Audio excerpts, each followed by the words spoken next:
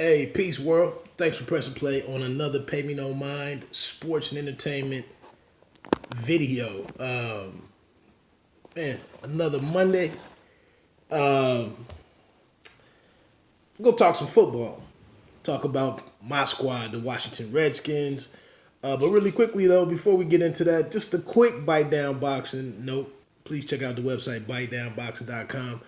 I'm very interested if this little war that broke out on social media between current WBC lightweight champion Devin the Dream Haney and new entrant into the weight class, actually the top ranked WBC lightweight in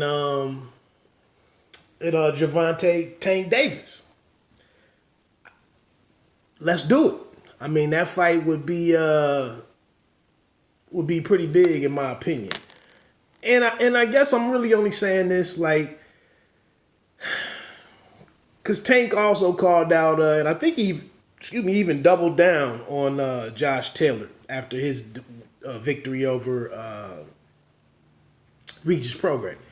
But don't call him out and not make it happen, and not find out a way to make it happen. Some of this stuff that's going on, we saw with the Tevin Farmer fight, that completely fell apart. But let's figure out a way to make it happen and get it done. I think that's a very entertaining fight. So let's move on to the Redskins, man. The first start of Dwayne Haskins is it's disheartening to see this be like such a polarizing matter for the fan base. You know that Haskins is a bust, that he's not whatever, and and the negative, kind of the negative sentiments towards the guy. He didn't ask to be drafted by this team. He didn't ask for, for Daniel Snyder reportedly to buck the rest of the coaching staff and draft him and put him on here and make him, an inconvenience to the coaching staff. Some people tend to think that I respect. I think Louis Riddick has said some good things about Haskins. D'Angelo Hall, I believe, is a fan of Haskins. I thought I saw some things there in the preseason that, could bode well for his development and what he could be in the future. But he is young. He is green. One thing locally, so I am here in Ohio, and I work with some diehard Ohio State fans and, some guys who watch the program pretty closely.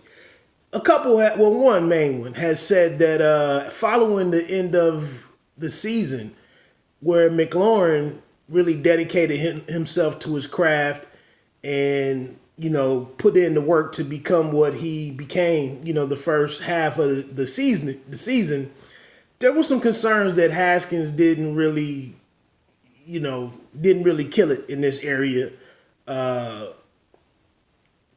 himself. And then once he goes to the team, of course, and I guess maybe that's where this starts from. This all, originates from, is from him seeming to not be a big fan of coming to DC, whether he wanted to be a Giant or whether he was just disappointed that, what's his name, Daniel Jones was taken ahead of him. Maybe that's where some of the negative, the negative feelings towards the kid come from. But anyway, I didn't think it was a bad performance. I think he only, 15 to 22, I think, 140 yards or so. No interceptions, was sacked a couple times. I thought that was respectable. He was up and down throughout the game in terms of how comfortable he felt. He had overthrew that one pass along the sidelines. Okay. But here's where I think the ideal situation for him coming into the fold was for the defense. that they've been putting together for all the, for the last 2 or 3 drafts and free agency periods. Those guys were expected to be a top 10 unit.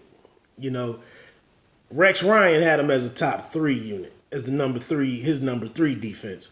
But I expected this group to be better. But we've had injuries, lost the middle linebacker, Foster. Norman continues to show signs of decline or just to be declined or in decline. Kerry getting a little slow getting out the gate. Montez Sweat, a rookie, kind of slow getting out the gate.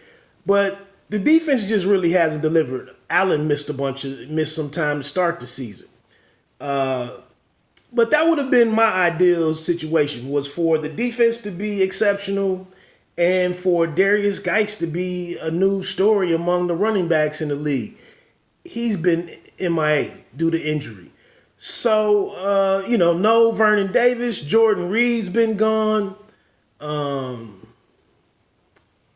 So to think that this kid was going to come in here and be the savior of the team, I just don't think was realistic.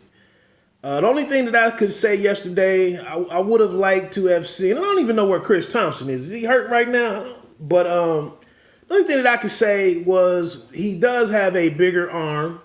I would have liked to have seen 1 or 2 shots per half down the field, with safer risks. Maybe McLaurin one-on-one and trying to go deep. Maybe you get a PI. And hopefully he can throw it to where only the receiver can catch it, or it's an incompletion. Or like I said, you get the PI. I didn't really see that happen. And maybe that's because there wasn't enough time. Seems like the offense was pretty predictable. But I thought he had at least 2 nice 3rd and longs that he completed. So like I said, overall, not a bad day for him. I just don't think that he's not under some great, some innovative offensive coordinator.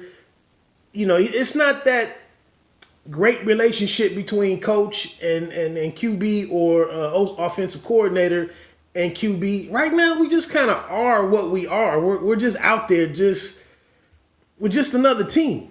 At the bottom of the rankings and whatnot. So we'll see what happens. If he gets another start. I don't think it hurts anything at this particular point in time. And then lastly, with this game, when they got it to, you knew it was going to be a problem when you're only getting field goals, which has been something over the last 2 or 3 years.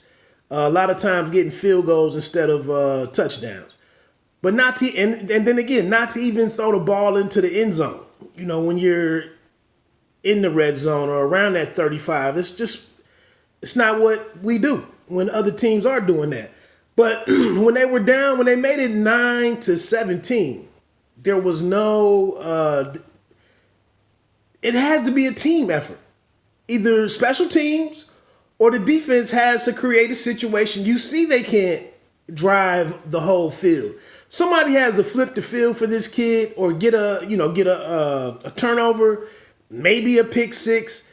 You got to help the kid out. It's got to be a team effort. And that just didn't happen.